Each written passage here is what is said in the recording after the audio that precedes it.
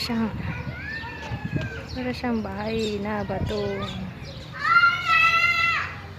Prayer room nila dito sa park. Ayan. Ayan.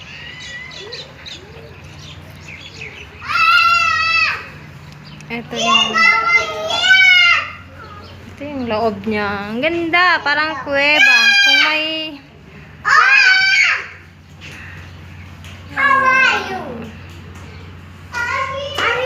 ang ganda.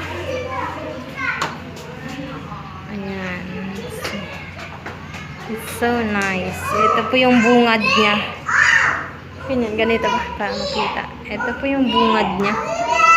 Yung entrance niya, kumbaga. So, may nakita kang sadyada dito eh. Pag prayer time na siguro, dito sila nagpe-pray. Kasi, may sadyada kasi doon nakalagay sa parang it look like prayer time dito. Pang prayer place pala. Ayan. Ang ganda. Naka-tiles ang baba. Ooh. It's so nice. Nice. Ang ganda. Ayan. Para siyang kuweba. Ayan, no? Parang kuweba, guys. Pakaganda. Para siyang kuweba. Tapos dito naman is nakaka-refresh. Ayan, tanghaling tapat. Yun. Ayan. Nakaka-refresh ng feeling. Yung playground. Pwede mong dalhin dito yung anak mo. Ayan.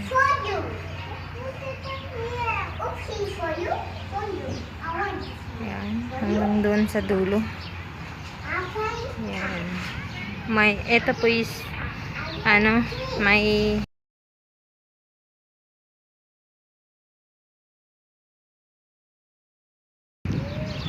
so, ang ganda. Tapos may mga tindahan din dito. Parang mini restaurant siya.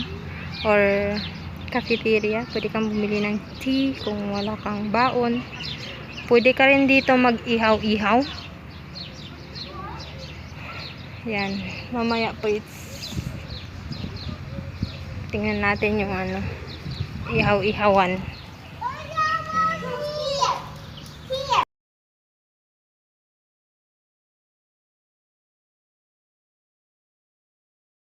Ayan, boys and girls.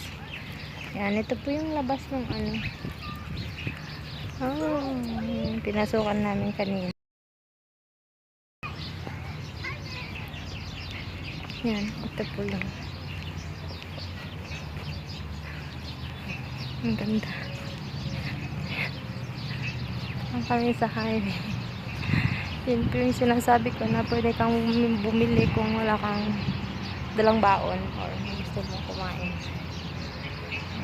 Ang ganda. At tingnan nyo nga naman kung gaano kalinis.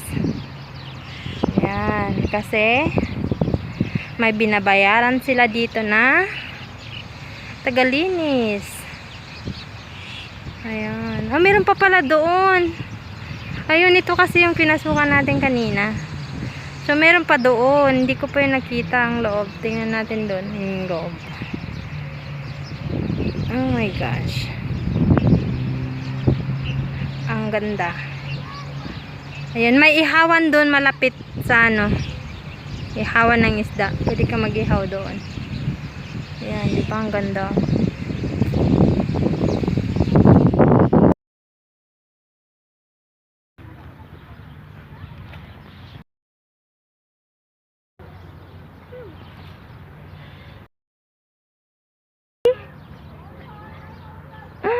The cat is there. Let's go.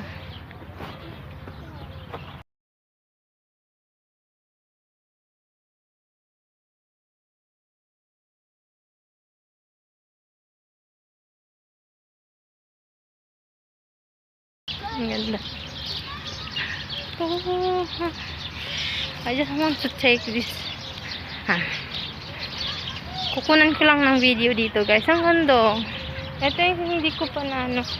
Para lang siyang ano, hindi siya katulad ko kanina. Para lang siyang gate. Yan. Para lang yang siyang gate, guys. Yan. Para siyang gate. Para lang siyang gate. Up! Stand up! Para lang siyang gate. Ayan, may ihawan po dito. Yan yung ihawan. May ginagawa yata.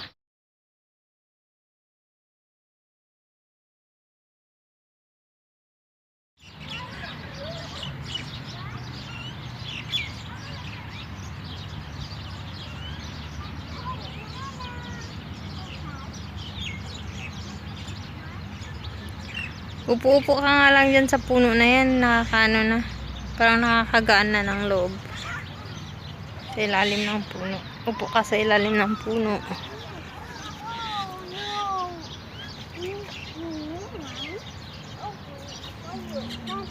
Linis.